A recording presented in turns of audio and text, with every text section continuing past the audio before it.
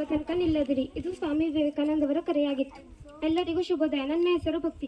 ಮೊದಲದಾಗಿ ಎಲ್ಲರಿಗೂ ಯುವ ದಿನಾಚರಣೆಯ ಹಾರ್ದಿಕ ಶುಭಾಶಯಗಳು. ಈ ಸಂದರ್ಭದಲ್ಲಿ ನಾನು ಸ್ವಾಮಿ ವಿವೇಕಾನಂದವರ ಬಗ್ಗೆ ಮಾತನಾಡಲು ಬಯಸುತ್ತೇನೆ.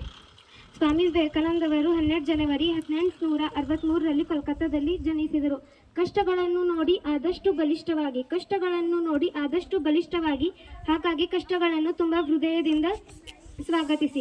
ಅವರ ತಂದೆ ವಿಶ್ವನಾಥ್ ದತ್ತ, ತಾಯಿ ಭುವನೇಶ್ವರಿ ದೇವಿ. ಅವರು ರಾಮಕೃಷ್ಣ ಪರಮಹಂಸರ ಶಿಷ್ಯರಾಗಿದ್ದರು. ಉರಿಯುವ ಸೂರ್ಯವನ್ನು ನೋಡಿ ಕತ್ತಲು ಹೇಗೆ ಭಯಪಡುತ್ತೆ, ಹಾಗೆ ಕಷ್ಟ ಮಾಡುವ ವ್ಯಕ್ತಿಯನ್ನು ನೋಡಿ ಕೂಡ ಸೋಲು ಹಾಗೆ ಭಯಪಡುತ್ತೆ. ಅವರು ಕೋಲ್ಕತ್ತಾದಲ್ಲಿ ರಾಮಕೃಷ್ಣ ಮಿಷನ್ ಅನ್ನು ಸ್ಥಾಪಿಸಿದ್ದರು. ಅವರ ಮರಣ 4 ಜುಲೈ 1902ರಲ್ಲಿ ಆಗಿತ್ತು. ದುಡ್ಡಿಲ್ಲದವನ ಬಡವನಲ್ಲ, ಆದರೆ ಗುರಿ ಮತ್ತು ಕನಸು ಇಲ್ಲದವನ ನಿಜವಾದ ಬಡವ ಎಂದು ಹೇಳುತ್ತಾ ನಾನು ನನ್ನ 2 ಮಾತನ್ನು ಮುಗಿಸುತ್ತೇನೆ.